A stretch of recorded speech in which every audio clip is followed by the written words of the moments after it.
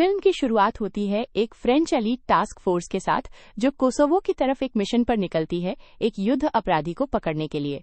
Special force को दो groups में बांट दिया जाता है, एक जमीन से काम करता है जबकि दूसरा हवा से घात लगाने की योजना बनाता है। फौरन एक फाइटर जेट से कमांड सेंटर पहुंचाया गया कानूनी प्रक्रिया के लिए। नजारा बदलता है अफगानिस्तान की तरफ, खासकर काबुल के एक गांव में। इसी दौरान एक फ्रेंच पत्रकार एल्सा एक औरत माना से बातचीत कर रही है। एक दर्दनाक जिंदगी की कहानी जहां बचपन में ही उसके माता पिता और बहन की मौत अजीब हालात में हो गई और बाद में उसे जीवे नाम के एक खूंखार और बेरहम तालिबान नेता को बेच दिया गया। इंटरव्यू के दौरान जिफ और उसके आदमी उनका पकड़ लेते हैं। माना और एल्सा तेजी से भागते हैं। एल्सा अपने साथी एक आदमी के साथ बच निकलती है। अफसोस की बात है, लेकिन जेड के आदमियों ने उन्हें रास्ते में ही पकड़ लिया, जिससे उनका भागना छोटा ही रह गया। ये खबर फ्रांसीसी सरकार तक पहुंचती है, जिसके बाद वहां के टॉप अधिकारियों की एक जरूरी मीटिंग बुलाई जाती है। गहन विचार विमर्श के बाद फ्रांसीसी राष्ट्रपति एक हाई लेवल कोवर्ट ऑपरेशन शुरू करने का फैसला करते हैं, जिसमें एल्सा और अमन को बचाने के लिए एक एलीट जॉइंट टास्क फोर्स को तैनात किया जाता है। फिर ये फ्रेंच स्पेशल फोर्सेस के हेडक्वार्टर पर शिफ्ट होता है, जहां जॉइंट एलीट फोर्सेस के कमांडर कोवाक और लुकास को दिखाया जाता है। बाद में टीम के एक मेंबर के साथ जब कोवाक अपने परिवार के साथ होता है तो उसे अपने सीनियर एडमिरल गाजेक का फोन आता है, जो उसे और लुकास को एक जरूरी मिशन के लिए तैयार होने का इंस्ट्रक्शन देता है। हरक्यूलिस ट्रांसपोर्ट प्लेन अफगानिस्तान के वार्डा प्रोविंस की तरफ जा रहा होता है। लुकास और कोवाक को हेलीकॉप्टर से गंदमक ले जाया जाता है, जो अफगानिस्तान पाकिस्तान बॉर्डर के पास है। उनके साथ एलियस भी जुड़ता है, जो दूसरी डिवीजन का स्नाइपर स्पेशलिस्ट है। अधिकारी कैंप गंदमक में तैनात 3 और फ्रेंच स्पेशल फोर्सेस के साथ मिलेंगे, जो अफगानिस्तान पाकिस्तान बॉर्डर पर एक फ्रेंच मिलिट्री बेस है। इसी बीच गंडमक कैंप में कई सदस्य वहां देखे गए, जिसमें विक्टर भी शामिल था, जो हर दिन अपनी शूटिंग स्किल्स को मेहनत से प्रैक्टिस करते हुए देखा गया।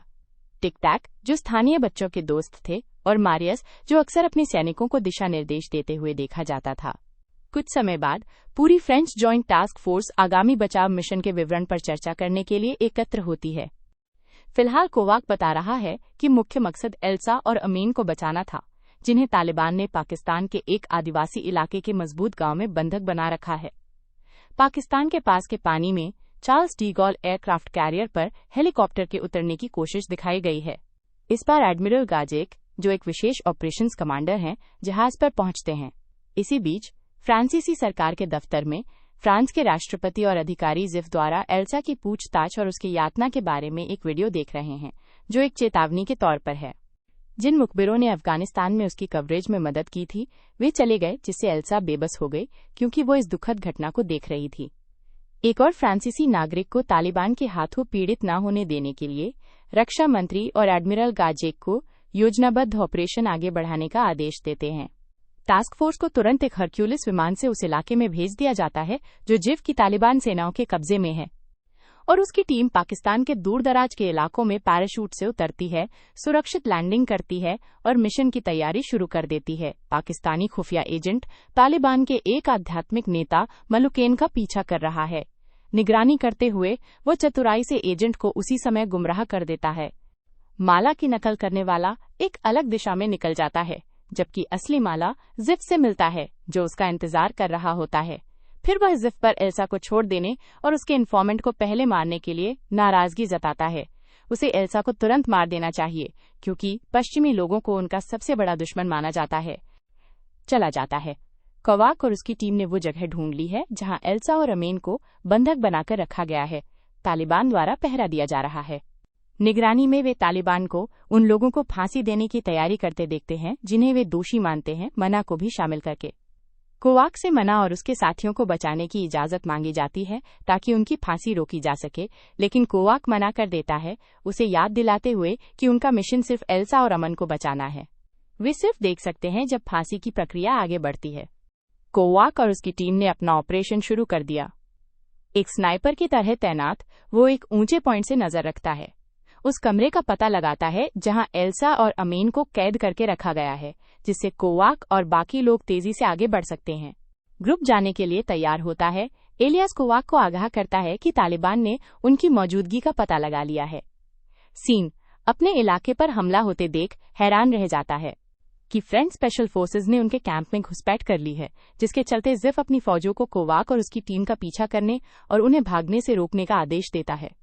पकड़े जाने से बचने के लिए कोवाक अपनी टीम को एल्सा और आन के साथ लेकर खड़ी पहाड़ियों की तरफ निकल जाता है, जहां वे आराम करते हैं। थोड़ी देर में टिकटैक बताता है कि उनका कम्युनिकेशन डिवाइस पहले हुए फायर फाइट में खराब हो गया है। वो 2 हेलीकॉप्टरों को लैंड करने की कोशिश करते देखता है जो कोवाक की टीम को निकालने आए हैं। उद्धरण जेड की टीम अभी भी कोवाक और उसकी टीम का पीछा कर रही है। पिकअप लोकेशन के कोऑर्डिनेट्स मिलते हैं, लेकिन पता चलता है कि जगह बहुत खुली है और तालिबान की नजरों के सामने आ सकती है। कोवाक तुरंत कमांड को इमरजेंसी सिग्नल भेजने की गुजारिश करता है। वे देखते हैं कि एलियस को ज़मान पीछा कर रहा है। एक टीम के सदस्य को खोने का इरादा नहीं। वे एलियस को कवर करने के लिए एक संयुक्त जवाबी हमला शुरू करते हैं, जिससे एक तीव्र गोलीबारी होती है। तीव्र लड़ाई के बाद टिक-टैक एयरक्राफ्ट कैरियर को एक आपातकालीन संकेत भेजता है, जो सीधे एडमिरल द्वारा प्राप्त किया जाता है। क्या कैक का अनुरोध है कि पिकअप पॉइंट को पहले से निर्धारित स्थान से 20 मील दूर ले जाया जाए। उद्धरण खाली करने वाले हेलीकॉप्टरों पर जेडएफ के आदमियों की तरफ से फायरिंग होती है। हमले की आवाज सुनकर कोवाक और उसकी टीम एक्शन के लिए तैयार हो जाते हैं। इस वजह से सरकारी दफ्तर पर अचानक हुए हमले की वजह से खाली करने का काम फेल हो जाता है। फ्रांस के राष्ट्रपति को नाकाम निकासी और ये खबर मिलती है कि एक हेलीकॉप्टर को तालिबान द्वारा गोली मार दिए जाने के बाद इमरजेंसी लैंडिंग करनी पड़ी। टीम आराम कर रही है, इस बात से वाकिफ कि तालिबान अभी भी पीछे हैं और विक्टर को पहली पहरेदारी सौंपी गई है, बारी बारी से गार्ड करते हुए जबकि बाकी सो रहे हैं। उनकी यात्रा के दिन वे तालिबान बलों के साथ आगे बढ़ते रहते हैं, जो अभी भी उनका पीछा कर रहे हैं। कोवाक अपना कंपास इस्तेमाल करके रास्ता ढूंढता है और अगले निकासी बिंदु का पता लगाता है। फिर वो बताता है कि उन्हें अफगानिस्तान की तरफ जाने के लिए नदी के किनारे चलना होगा, जो पहाड़ों के पार है। ये रास्ता खतरनाक है, लेकिन यही उनके लिए सुरक्षा का एकमात्र रास्ता है। एडमिरल ने फाइटर जेट्स को स्पेशल फोर्स टीम की तलाश के लिए भेजा है, क्योंकि कैक का कम्युनिकेशन डिवाइस खराब होने के बाद से उनका संपर्क टूट गया है। तालिबान के खिलाफ टीम ने छुपने के लिए कैमोफ्लेज का इस्तेमाल किया है, जबकि फ्रेंच जेट्स पहाड़ी इलाके को स्कैन कर रहे हैं। धीरे धीरे आगे बढ़ो, यह जानते हुए कि तालिबान को इस इलाके में बड़ा फायदा है। दृश्य तीसरे दिन शिफ्ट होता है, जहां टीम थोड़ी देर के लिए आराम करती है। इलियास को जल्द ही तालिबान के एक ग्रुप का पता चलता है, जो सीधे जीफ की अगुवाई में उनकी तरफ बढ़ रहा है। तैयार होकर मुकाबला करने के बाद एक और जबरदस्त गोलीबारी हुई, लेकिन कैक की कमान में स्पेशल फोर्सेस की टीम ने जेव की सेना को पीछे धकेल दिया। इस झड़प के बाद उसकी सेना का पीछे हटना उसे गुस्से से भर देता है। वो अपने ही एक आदमी को मार देता है और बाकियों को फ्रेंच एसपी फोर्सेस का पीछा करने का बेरहम आदेश देता है। एडमिरल और उसके सैनिक कोवाक और उसकी टीम की तलाश को और तेज कर देते हैं। पहाड़ों को छानने के लिए 2 हेलीकॉप्टर तैनात करते हैं। एडमिरल को अपनी सेना को तालिबान के गढ़ में भेजने का पछतावा होता है, जहां वे संख्या में काफी कम थे और उसे यकीन नहीं होता कि कोवाक और बाकी लोग जिंदा बच पाएंगे या नहीं। उन्हें एक छोटा सा गांव मिल जाता है। थोड़ी देर के लिए रुकने पर उन्हें स्थानीय गांव वालों का गर्मजोशी से स्वागत मिला। इस विराम ने उन्हें आराम करने का मौका दिया, लेकिन त्रासदी तब हुई जब मारियस को एक तालिबान स्नाइपर ने गोली मार दी। वे तुरंत स्नाइपर की पोजीशन का पता लगाने और मारियस की मौत का बदला लेने के लिए आगे बढ़े। बाद में वे मारियस को आराम से लिटा देते हैं। इस दुखद घटना से दुखी कोवाक और उसकी टीम गहरा शोक मनाते हैं। वे अमेन से मारियस के शांति से आराम करने के लिए प्रार्थना करने को कहते हैं और उसकी सेना उस गांव में रुकती है जहां कोवाक और उसकी टीम पहले ठहरे थे। उसी वक्त टिक-टैक ने तालिबान के आते हुए ग्रुप को देख लिया और ये सुनकर अमन ने अचानक गांव वापस जाने का फैसला किया। कोवाक को भागने के लिए कहा। विक्टर और एलियास ने लुकास के विरोध के बावजूद अमन का साथ देने का फैसला किया। आगे की झगड़े से बचने के लिए कोवाक ने लुकास को एल्सा के साथ पहाड़ों में रुकने को कहा, जबकि बाकी लोग जाइव और उसके आदमियों से गांव में मुकाबला करने के लिए अमन के साथ चले गए। गांव का मुखिया, सारे गांव वालों को मार डालो। दिशा, कोवाक और उसकी टीम ने जीव की सेना पर गोली चला दी, अपने गिरे हुए साथी मारियस और गांव वालों का बदला लेने के लिए। जब जाइव ने उसे पीछे से गोली मारी तो वो मारा गया। उस पल एलियास ने एओन की मौत देखी, जिससे तालिबान के प्रति उसका गुस्सा और बढ़ गया। गांव वालों को बचाते हुए, लेकिन लुकास ने उसे बचा लिया, जो बिल्कुल सही समय पर पहुंच गया। बाद में तालिबान के बड़ी संख्या में लड़ाके कोवाक और उसकी टीम पर हावी हो जाते हैं, जिससे उन्हें पीछे हटने के लिए मजबूर होना पड़ता है। भागने के दौरान एलियास पीछे रुकने की पेशकश करता है, अपने साथियों को बचाने के लिए उनकी रक्षा करता है ताकि वे सुरक्षित निकल सकें। गंभीर रूप से घायल होने पर एल्सा और टिक-टैक उसकी देखभाल करते हैं, जो उसे आउन की मौत के बारे में भी बताते हैं। फिर कोवाक से एलियास के ठिकाने के बारे में पूछते हैं, लेकिन वो दुखी होकर जवाब देता है, एलियास वापस नहीं आ रहा है। दूसरी तरफ जिफ के आदमी एलियास का पीछा कर रहे हैं। ये सब कोवाक और बाकियों को तालिबान से दूर जाने के लिए वक्त हासिल करने की कोशिश है। अपनी टीम के लिए कुर्बानी दी।